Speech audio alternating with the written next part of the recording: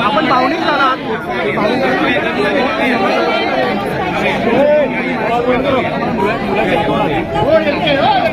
मी गेलो काय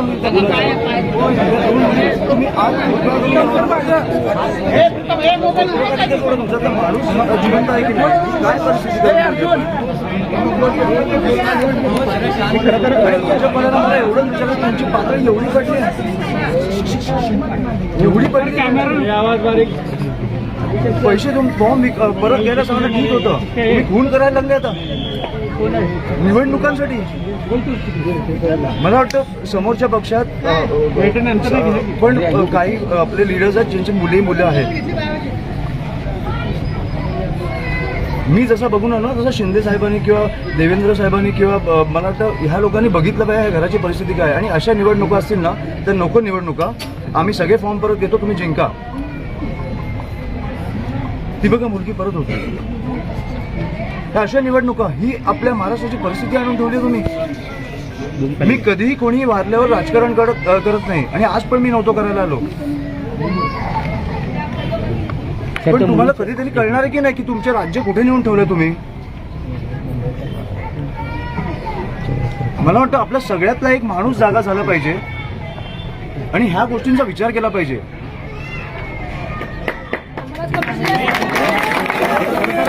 राजकारण एकही नेता त्यांच्या भेटीला आलेला नाहीये भाजपचा एकही नेता त्यांच्या कुटुंबाच्या भेटीला माझी दुःखद आहे फडणवीस साहेबांना माझी विनंती आहे एक दिवस प्रचार सोडा आणि प्लीज या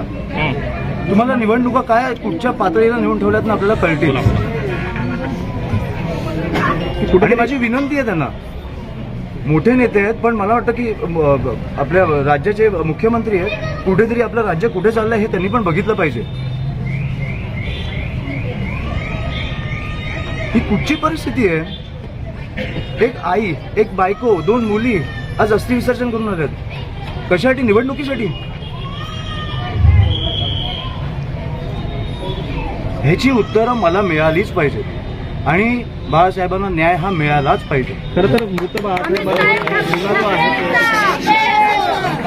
मृत बाळासाहेबांवरती देखील गुन्हा दाखल झालेला आहे आणि त्यांच्या कुटुंबियावर क्रॉस कंप्लेंट जे आहे ते दाखल झाली आहे मी मला वाटतं फडणवीस साहेबांना भेटणार आहे मला इकडे सीपी कोणाशी बोलायची गरज नाही फडणवीस साहेबांनी मुख्यमंत्री म्हणून मला एक 10 मिनिटं द्यावी मला सगळी परिस्थिती त्यांच्याकडे मांडायची मला वाटतं एक दिवस सोलापूरला येऊन ते जाऊ शकतात ही राजकारणाची परिस्थिती मी सहन नाही करू शकत आपलं राज्य असं नाही असू शकत आणि मला वाटतं सोलापूरकर म्हणून पण तुम्ही विचार केला पाहिजे की हे कुठे नेतंय आपलं शहर बाकी सगळं ठीक आहे 70 ठिकाणी तुम्ही जिंकला बिनविरोध जिंका मजा करा पुढे 5 वर्ष 10 वर्ष रस्त्यांची वाट लावा सगळं करा खून नाही झाले पाहिजे तुम्ही खुनापर्यंत पोहोचता आता खरं तर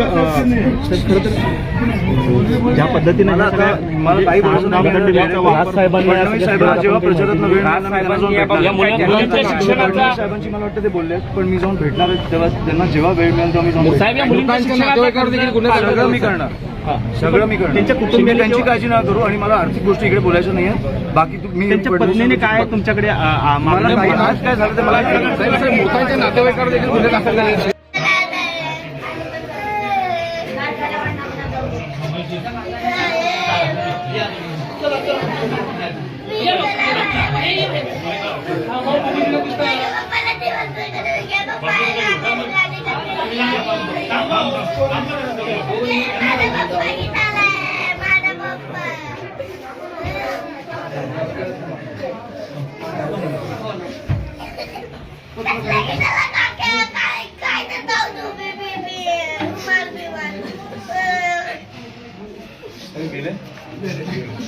सगळं रेकॉर्डिंग मान सगळे बाहेर. ताज्या घडामोडी जाणून घेण्यासाठी आजच बहुजन आवाज न्यूज चॅनलला लाईक, शेअर आणि सबस्क्राईब करा.